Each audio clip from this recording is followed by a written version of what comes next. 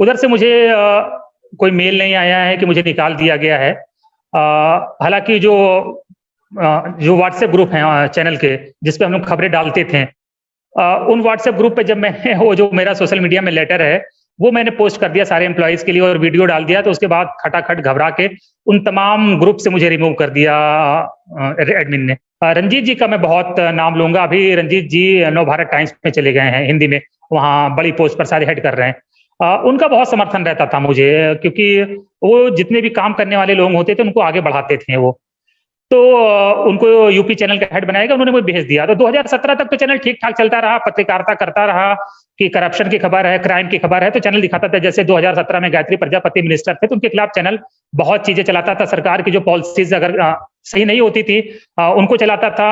तब सरकार पर आरोप लगता था जातिवाद का, सरकार चैनल उसको भी प्रमुखता से दिखाता था। चैनल मतलब ठीक ठाक पत्रकारिता कर रहा था, मजा आता था पत्रकारिता करने में। मुजफ्फरनगर दंगे हुए, चैनल ने बहुत दिखाया, रिपोर्टर भेजे गए। लेकिन 2017 के बाद चीजें बदल गई जी। 2017 के बाद चैनल यहाँ पंचम तल, मुख्यमंत्री कार्यालय को पंचम तल लखनऊ में कहा जाता है जी, वहां से चलने लगा पूरी तरह से। कंटेंट वहां से डिसाइड होने लगा कि शाम को डिबेट प्रोग्राम क्या जाना है। मसला ये हो गया था 2017 से चैनल तो बिल्कुल सरेंडर कर गया था, सरकार उसको चला रही थी। सरकार के सलाहकार जो है, मीडिया सलाहकार, वो चला रहे थे। सरकार रेवेन्यू के लालच में सरेंडर थी। रेवेन्यू 17-18 करोड़ रुपए मिलता था। चैनल तो पूरी तरह से ये हो गया था, प्रेस कोई सवाल पूछने की आजादी नहीं थी, जो प्रेस नोट पर आ जाए। पहले तो मैं यहाँ पर क्राइम रिपोर्टिंग भी करता था शुरुआत में, तो 2017 तक क्राइम रिपोर्टिंग ठीक ठाक करता था। सारे अधिकारी मुझे जानते थे कि यार बहुत मतलब सवाल पूछता है, मतलब ठीक ठाक क्राइम रिपोर्टर है। लेकिन 2017 के बाद क्राइम रिपोर्टिंग, मैंने नहीं लगता मैंने कोई क्राइम की स्टोरी करी होगी, क्योंकि अगर क्राइम की स्टोरी करेंगे तो वो राम राज्य पर सवाल हो जाएगा, तो राम राज्य में क्राइम होता ही नहीं है। तो क्राइम रिपोर्टिंग बंदी हो गई थी। तो ये दुर्गेश लड़का जो घूम रहा था, ये फिर मेरे पास फिर आ गया। तो मैंने कहा यार 4 महीने से तू घूम रहा है, मेरे पास मत आना भाई, तू कहीं और देख। मैं तेरी क्या, मैं मंत्री विधायक नहीं हूँ। तो मैं लाइव रिपोर्टिंग कर रहा था। लाइव रिपोर्टिंग खत्म होने के बाद मैंने उसको बुलाया, मैंने कहा अच्छा बता दी क्या बात है। तो उसने बताया कि 1 साल पहले गोंडा में अरविंद सिंह ने उसके भाई की हत्या इसलिए कर दी थी कि अरविंद सिंह बाजार में मीट मछली पका रहा था और इसका भाई बाजार गया, तो अरविंद सिंह ने कहा कि मांस मछली वाले बर्तन तुम धोओगे। तो इसके भाई ने कहा कि मैं बजरंग बली का भक्त हूं, आज मंगलवार है, मैं व्रत हूं, मैं मांस मछली के बर्तन को हाथ नहीं लगाऊंगा। तो वो जो जिसमें मसाला कूटा जाता है, जो मूसल होता है लोहे का, अरविंद सिंह ने उससे उसके भाई की हत्या कर दी। और दुर्गेश की उम्र 14 साल है। आप इमेजिन करिए 14 साल का लड़का घूम रहा है इंसाफ के लिए।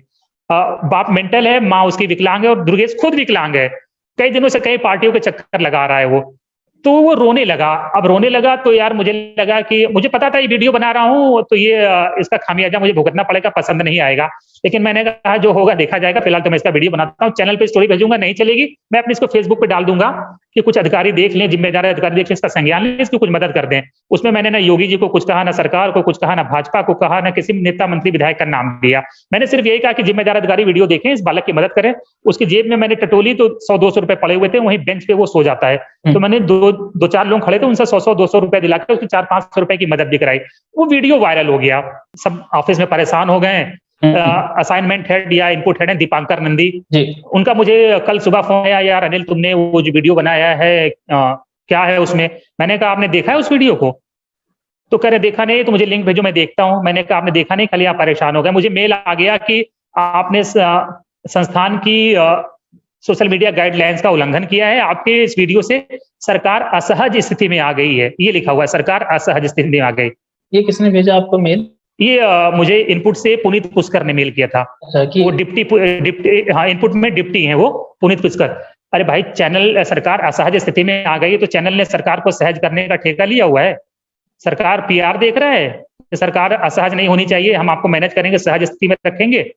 सरकार असहज स्थिति में आ रही है, अपोजिशन टारगेट कर रहा है, तो सरकार जाने अपोजिशन जाने, वो दोनों का आपस का मामला है, अपनी कुश्ती वो दोनों लड़े, हमें उससे क्या मतलब है।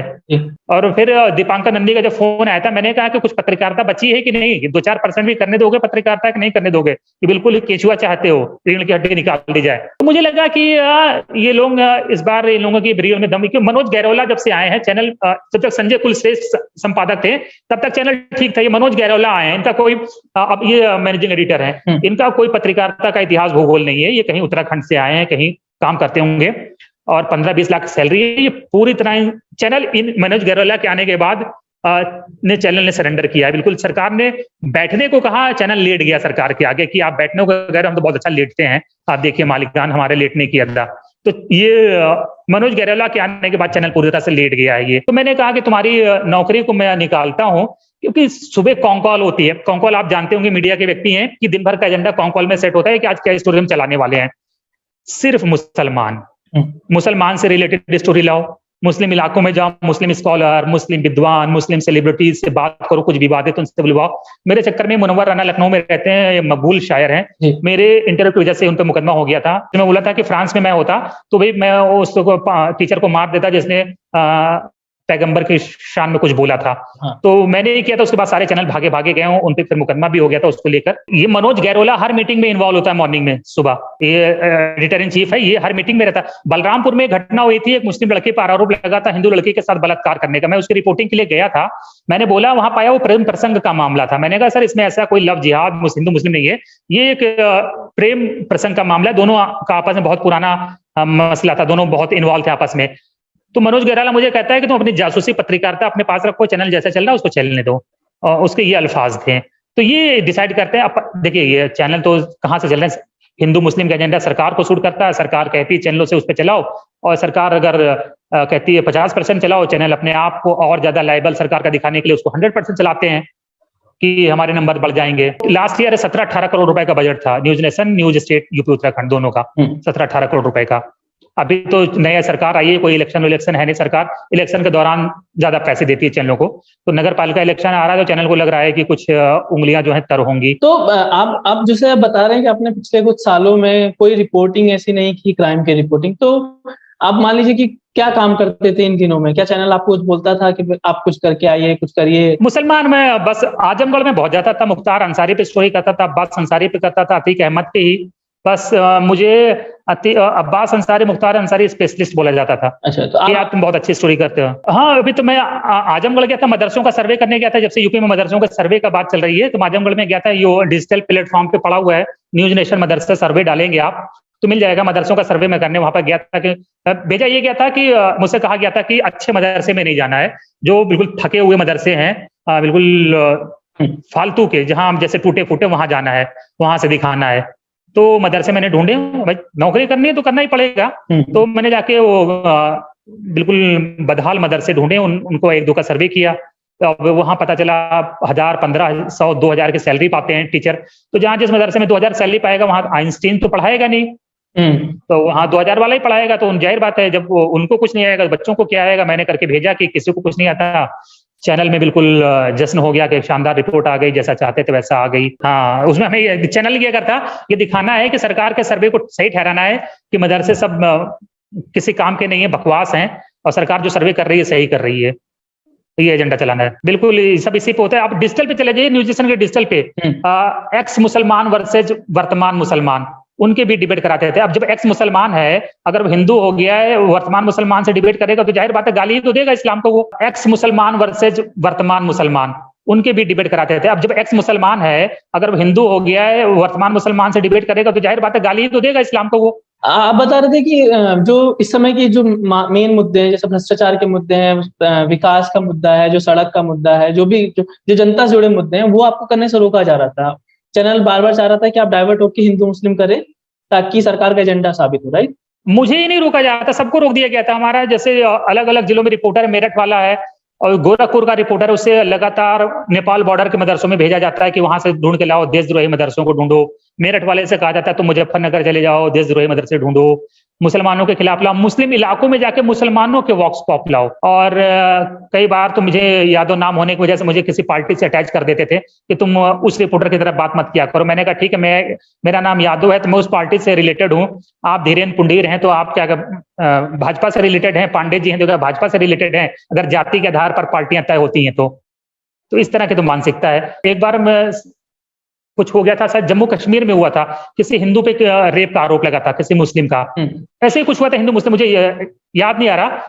तो मैंने बोला सर ये इसको कर सकते हैं, एजेंडे की स्टोरी है, अच्छी रहेगी। तो उनको शायद कुछ गफलत हो गई कि इसे मैं कुछ और बोला। कह रहे देखिए, अगर एजेंडा आप नहीं चला पा रहे हैं, आपको बुरा लगता है एजेंडा कि एजेंडे की स्टोरी है, आपको अच्छा नहीं लग रहा, तो आप कहीं और क्यों नहीं कर लेते हैं, अगर आपको चैनल का एजेंडा पसंद नहीं है। तो समय आता है ना कि इनफ इज इनफ, यार अब नहीं हो पाएगा। तो वही अब समय आ गया कि रोज वही जाना, ये नहीं कहा जाता था मुसलमान रिलेटेड स्टोरी लाओ, ये कहते थे मुल्ला रिलेटेड स्टोरी लाओ, मुल्लों के खिलाफ कुछ लाओ। अच्छा। तो मैंने कहा यार अब कहाँ कितने मुल्ले में मारूं रोज में। तो मैंने कहा अब हो नहीं पाएगा दोस्त, अब अलविदा का समय आ गया है। तो मैंने वो वीडियो बनाया कि संपादकों छोड़ना तो बहुत पहले से समय आता था, लेकिन टेक ऑफ नहीं कर पा रहा था। नौकरी अगर करना होता है किस चैनल में जाएंगे, जी न्यूज में जाएंगे, नव भारत में जाएंगे, सब जगह तो वही है। और नौकरी करना ही होता तो ये क्या बुरा था। जब मैंने दुर्गेश का वीडियो बनाया तो भी मुझे पता चला था कि हो सकता है मेरा आखिरी वीडियो हो ये, क्योंकि पसंद नहीं आएगा, मुझे पहले ही पता था। तो चैनलों की इसी गंद में नौकरी करनी तो ये क्या बुरा था, ठीक ठाक सैलरी दे रहा था, मतलब 10 साल हो गया था तो सैलरी मेरे ठीक ठाक थी, अच्छे पैसे मिलते थे, परिवार भी चलता था, बच भी जाता था। अभी कुछ नहीं, अभी थोड़ा रिलैक्स करूंगा 10-5 दिन, उसके बाद कुछ सोचूंगा।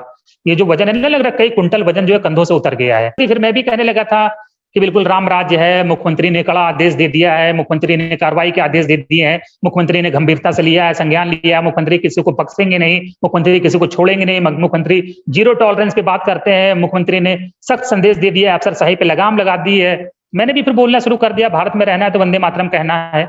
तो खुश हो गए, फिर ठीक है, नहीं अभी रिपोर्टर ठीक, उसको मत हटाइए, करने दीजिए, अच्छा कर रहा है। पीएम का नाम कोई एंकर को लेते देखा है आपने टीवी में, चैनल में?